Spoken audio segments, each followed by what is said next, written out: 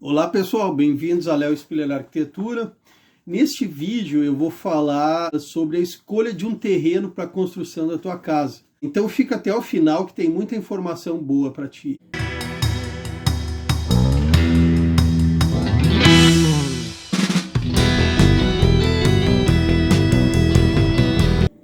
A escolha de um terreno é uma decisão muito importante, porque é nesse terreno que vai ser construída a tua casa e é nesta casa que tu vai morar e passar muito tempo com a tua família.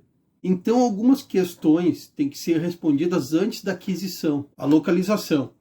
É fundamental verificar se nos arredores do terreno tem uma boa estrutura de serviço para oferecer, como farmácias, bancos, restaurantes, linhas de ônibus, alguns equipamentos públicos essenciais, como praça, posto de saúde, escolas e etc. Isso vai te dar uma grande economia de tempo e de dinheiro, além de uma praticidade e a conveniência de ter tudo à mão, né?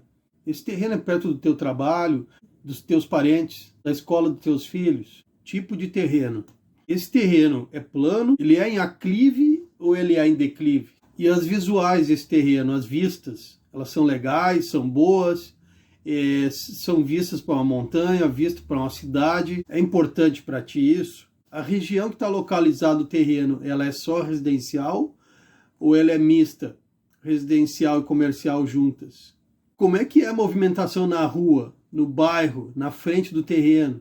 É barulhento, é silencioso, aglomera pessoas? Tem árvore nesse terreno? Observe as construções vizinhas, como são os vizinhos. Isso é muito importante também. Procure saber, procure conversar com algumas pessoas. Tem coletor de esgoto no terreno? Precisa fossa, filtro, sumidouro?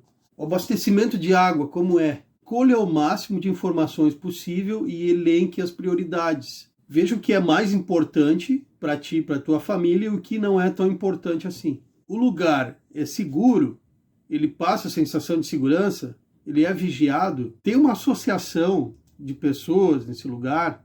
Uma associação de moradores? Geralmente um local que tem uma associação de moradores, ele já é um local um pouco mais desenvolvido ou com uma tendência maior de desenvolvimento, tanto em segurança quanto em preservação das ruas ou de uma praça, por exemplo. Uma associação também tem um poder maior de solicitar serviços para a prefeitura. Qual é o tamanho desse terreno? Quais são as dimensões desse terreno? Tu prefere um terreno mais largo, um terreno mais estreito?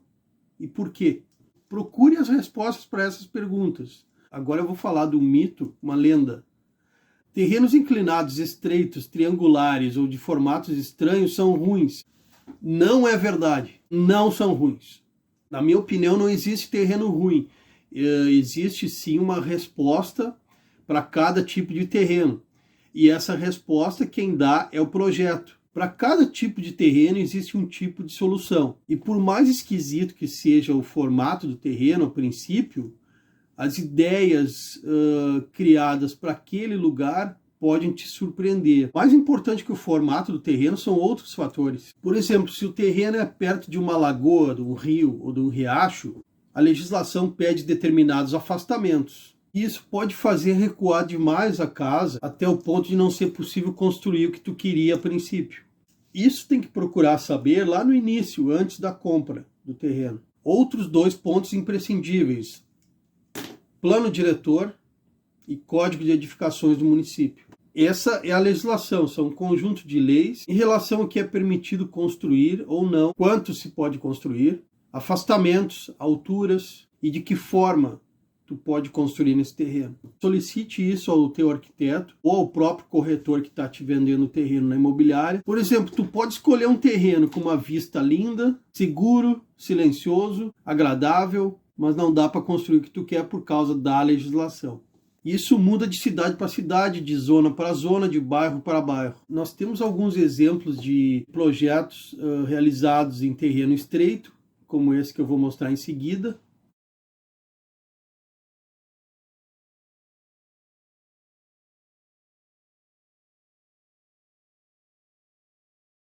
Ele tem 5 metros, hoje é bem comum. Um tempo atrás os terrenos tinham 10, depois eles foram diminuindo para 9, 8, 7, 6, 5. Tem terrenos até de 4 por aí, mas isso não é problema. Outro exemplo no cuidado com o plano diretor e código de edificações é um dos projetos aqui do escritório em que o comprador do terreno, o proprietário, não verificou esses índices construtivos e passava no meio do terreno uma linha de preservação. Metade do terreno era área de preservação e metade do terreno poderia ser construído. Então esse exemplo está a seguir aí também. Outro exemplo aqui do escritório é um terreno que era quase que totalmente coberto por árvores e, no fim das contas, com o processo não foi possível remover essas árvores e o cliente, no fim das contas, não pôde construir, teve que colocar o terreno à venda, porque seria muito oneroso ter a remoção das árvores para construir a casa que ele queria. Esse exemplo está a seguir aí.